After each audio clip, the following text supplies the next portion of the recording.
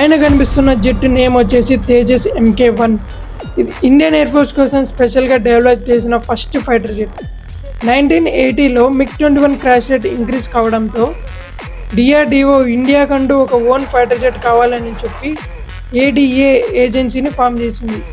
6 years scientist hard work తర్వాత 1990లో ఈ design అయితే కంప్లీట్ అయింది. కానీ మ్యానుఫ్యాక్చరింగ్ ప్రాసెస్ అంత ఈజీగా అవ్వలేదు. ఎందుకంటే 1998లో ఇండియన్ న్యూక్లియర్ పవర్ అని డిక్లేర్ చేసిన తర్వాత USA చాలా శాంక్షన్స్ వేసింది.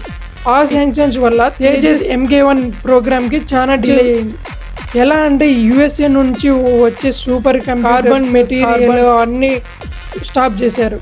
ఆ ప్రాబ్లమ్ని ఓవర్కమ్ చేయడానికి DRDO scientist ISRO scientist help తీసుకొని ఆ మెటీరియల్స్ సూపర్ కంప్యూటర్స్ అంతా ఇస్రో సైంటిస్ట్ హెల్ప్తోనే మ్యానుఫ్యాక్చర్ చేశారు. దాని తర్వాత 2001 January 4కి ఈ ఫ్లైట్ సక్సెస్ఫుల్గా ఫస్ట్ ఫ్లై అయితే చేసింది.